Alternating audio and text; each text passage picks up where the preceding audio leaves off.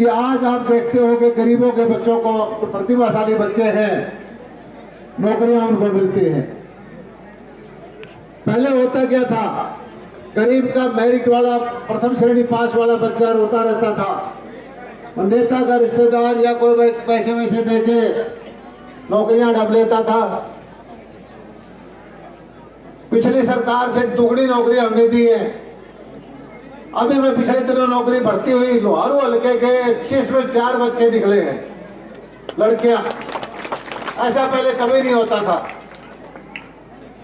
आपने देखा होगा कि अभी आपके सामने 2 करोड़ रुपए के जो SC कैटेगरी के भाई हैं, 24 लाख रुपए की सब्सिडी एक एक आदमी को मिली है पोली हाउस, नेट हाउस बनाने के लिए। योजनाएं तो पहले भी थी, लेकिन इन तक पैसा नहीं पहुंचने देते थे, पैसा कहीं और जाता था। चाहे सिलेंडर देने की बात हो या पशुधन क्रेडिट कार्ड बनाने की बात हो, पेंशन देने की बात हो, अब धीरे धीरे करके लोगों को पता लग गया कि हमारी ताकत क्या है और उसका फायदा उठाने लग गए लोग। कुछ लोग हैं भाई थोड़े बहुत अभी वो चाहते हैं कि पुरानी वाली व्यवस्था है। कई लोग कह देते हैं कि भाई हमें पुरानी सरकार पसंद है क्योंकि हमारी उसमें चलती है, हमारी नौकरी मिल जाएगी। वो नौकरी भाई आपकी खाएंगे। पुरानी सरकार में हमें याद है, रोहतक से जब आते थे भिवानी का पता लग जाता था कि हमारी सड़क जो है रोहतक से आती थी 4 लेन, भिवानी आते 2 लेन हो जाती थी। पुरानी सरकार हमें याद है 30 साल तक इस लोहारू का पानी कोई और ले जाता था। हमें बता दिया गया था कि SYL आएगी तो लोहारू में पानी आएगा, नहीं तो नहीं आएगा। भ्रम में डाल दिया। यहाँ के जनप्रतिनिधि दप्पू प्रवृत्ति के थे, कभी मांग भी नहीं करते थे पानी की। बिजली की व्यवस्था पहले यहाँ ट्यूबवेल के इलाके के अंदर वोल्टेज की शॉर्टेज होती थी, मोटर चल जाती थी। हर क्षेत्र के अंदर कुछ न कुछ सुधार हुआ है। गांव के अंदर 24 घंटे बिजली है, हिस्से का नहरों में पानी है, किसान को बीमे की राशि है, पशुधन क्रेडिट कार्ड बनवाए हमने, पशुओं का बीमा करवाया। अभी हमने एक योजना और चलाई है, अगले हफ्ते 10 दिन के अंदर डॉक्टर होगा, पशु का वैन के अंदर दवाई होगी, कंपाउंडर होगा और 1 नंबर देंगे। जिस तरह पुलिस का 1 नंबर है, तुरंत पुलिस आ जाती है, इसी तरह से किसी का पशु बीमार होगा तो डॉक्टर 15 मिनट में 20 मिनट में आपके घर पहुंचेगा। कोशिश ये है कि जमींदार का, किसान का जोखिम फ्री करें। जिस तरह से बीमा का पैसा, ऐसे पशुओं का बीमे का पैसा दिलवाया है। और आने वाले वक्त में यहाँ पर आपको पता है कि गोकुलपुरा के अंदर यूनिवर्सिटी का बाजरे का सेंटर, करकड़ी बावनाड़े में महाराणा प्रताप यूनिवर्सिटी का सेंटर, गिरगांव में इजराइल वाली विधि का सेंटर, उत्तर भारत का सबसे बड़ा सेंटर बच्ची का गरबा गांव में, लुवास का सेंटर बहल में, वीटा प्लांट सलेमपुर में, जो भी किसान से संबंधित चीज है वो लोहारू के अंदर वो काम हुए हैं। और मैं धन्यवाद करता हूं मुख्यमंत्री मनोहर लाल जी का। ये सही है कि हरियाणा के 90 के 90 हल्के हैं, 3,900 करोड़ रुपए से ज्यादा हमारे यहाँ मंजूर हुआ है। 250 करोड़ रुपए लग लिया और 1400 करोड़ के काम चल रहे हैं। और इसके गांव-गांव में जाके देखो, छोटी छोटी गली के लिए मैं देखता था कि यहाँ 1 लाख की गली, 2 लाख की गली, उसमें पत्थर लगा रखे हैं एमएलए ने, पुराने ने। हमने यहाँ सैकड़ों नहरों बनवाई, सैकड़ों सड़कें बनवाई, बड़े बड़े प्रोजेक्ट बनवाए। कभी एक कोशिश नहीं की पत्थर लगवाने हैं। पत्थर आदमी के दिल में लगता है भाई। मैं तो एक ही चीज कहता हूं कि मेरा इलाका हरियाणा का नंबर 1 इलाका हो। और उसका पैमाना क्या है?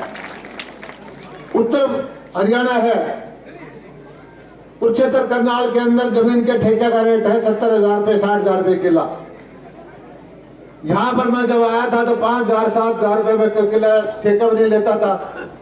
अब थोड़ा थोड़ा सुधर हुए हैं, बिजली हुई है, ड्रिप इरिगेशन लगी है, टैंक बने हैं तो थोड़ा सा बढ़ा है। तो ये भेदभाव मिटना चाहिए। किसान को उतनी ही सुविधा यहाँ मिले जितनी वहां है। और वो जिस तरह से बाजरे का भाव बढ़ाया है मोदी जी ने, और दुनिया के अंदर बाजरे का मिलेट्स का प्रचार हुआ है, आने वाले वक्त के अंदर बाजरा के किसान जो है और समृद्ध होंगे। और मैं कहता हूं कि जैसे हमारी गरीब बहनें बैठी हैं, इनकी आमदनी भी बढ़नी चाहिए, इनके लिए भी कोई साधन होना चाहिए। समाज शांति से वही रहेगा जहां अमीर गरीबी का गैप कम होगा। सारे इकट्ठे मिलकर तरक्की करेंगे, सबके लिए रोजगार के साधन हो, सब इज्जत से रोटी कमा के खाए, इनके बच्चे भी आगे अफसर बने, शिक्षा मिले। और सरकारों के काम यही होते हैं कि सड़कें बना दे, बिजली दे दे, रोजगार के साधन उपलब्ध करा दे और शिक्षा और स्वास्थ्य। दुनिया के अंदर सरकारें दो चीज पर ज्यादा ध्यान देती है, शिक्षा पर और स्वास्थ्य पर। स्वास्थ्य के क्षेत्र में एक ग्रामीण इलाका है, मुझे अच्छी तरह से पता है कि एक बीमारी किसी को आ जाए, बच्चा लेके जाए या बूढ़े को लेके जाए, 2 लाख 3 लाख रुपए का बिल आ जाता था प्राइवेट अस्पताल के अंदर। कर्जा 2 रुपए सैकड़ा महीने का, 1.5 रुपए सैकड़े का अंगूठा लगाना पड़ता था। 5-5 10 साल तक उसके बच्चे कर्जे में दबे रहते थे, जिंदगी बर्बाद हो जाती थी। या तो घर का सुरक्षित आ जाता था और बच के आता था तो बचावों का जीना दूर हो जाता था। ये 5 लाख रुपए तक का आयुष्मान कार्ड बनवा करके मैं कहता हूं बहुत बड़ा काम नरेंद्र मोदी जी ने किया है। इसी तरह से किसानों के लिए फसल का बीमा ले जा करके इतना दुनिया भर का प्रचार करते थे, बीमा से किसान को नुकसान हो जाएगा। लेकिन हमारे क्षेत्र के किसान हमेशा ये देखते रहते हैं, रात को भी उठ के फोन देखते रहते हैं कि घंटी बजी कि नहीं बजी, टन बोला कि नहीं बोला। लेकिन मुझे एक बार से शिकायत भी है भैया, कुछ लोग ऐसा है जो योजनाओं का लाभ हम देते हैं उसमें बेईमानी करते हैं, और जो गरीब आदमी को झूठा प्रचार करके, अभी मुझे पता लगा चैड़ के भी कुछ आदमी फंसा लिए, बैल के भी फंसा लिए, कहीं और के फंसा लिए। सरकार के साथ जो बेईमानी करेगा आज नहीं तो कल पकड़ में जरूर आएगा। ऐसे लोगों का साथ ना दे भाई। अब मुझे बहुत सारे लोग मिले जी, हमारे तो को बता लिया, हमें पता नहीं था कि ऐसे बेईमानी में हमें पकड़े जाएंगे। अब मैं मुख्यमंत्री जी से बात करूंगा कि वो जिसने एक बार बेईमानी कर रखी है उसको पैसे जमा करा के मुकदमा से पीछा छुड़वाओ उनका, और असली जो आदमी है उसको पकड़वाओ जो कैंपेन है। लेकिन मैं आपसे हाथ जोड़ के प्रार्थना करता हूं भाई, बेईमानी की तरफ ध्यान ना करो।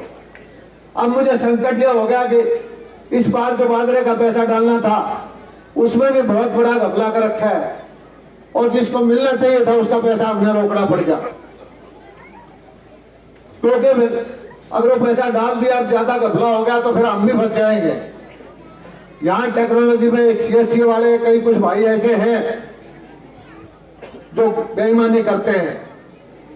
अभी मैं ये गांव था, कौन सा डीसी साहब, जो 300 आदमी एक ही गांव के मुकदमा में आगे ना जिसको शहीदों वाला गांव, रोहनाथ गांव के कल परसों आए वाले जी 300 हम फंस रहे हैं। मैंने कहा क्या हुआ?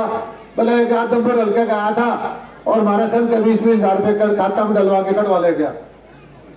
सारा काम मुकदमा में फंस रहा है। तो इन चीजों से सावधान रहो भाई, अपना हक का पैसा छोड़ो मत और बेईमानी का करो मत।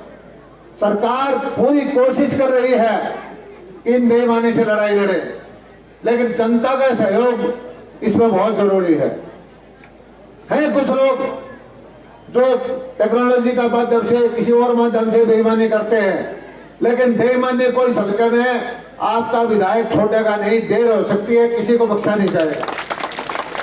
किसान का हक जो खाता है उसको छोड़ना भी नहीं चाहिए। और भाई मैं तो एक ही चीज कहता हूं, जो कलम की ताकत है लोहारू वालों की, चैड़ वालों की दी हुई है। कोई गलतफहमी नहीं हमें। आपकी दी हुई ताकत, आपकी दी हुई कलम आपके ऊपर चला रहे हैं। जो भी योजना दे के आए हैं इसमें कोई घर से नहीं, हमने आपके सरकार की योजनाएं हैं। लेकिन एक चीज का ध्यान रखना, अब चुनाव का समय आ गया है लोकसभा का। आप ध्यान करो 2014 से पहले क्या माहौल होता था। ये चैड़ में फौजियों की वीरों का काम है। नवाब से भी आप लड़े हो। कश्मीर के अंदर जब हमारे फौजी भाई वर्दी में जाए पत्थर मारे जाते थे, नीचे गर्दन करके हथियार होते हुए भी आ जाते थे।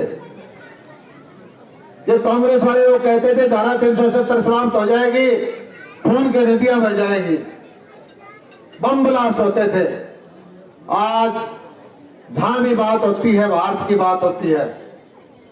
किसी की हिम्मत नहीं है जो भारत की बात को मोड़ दे।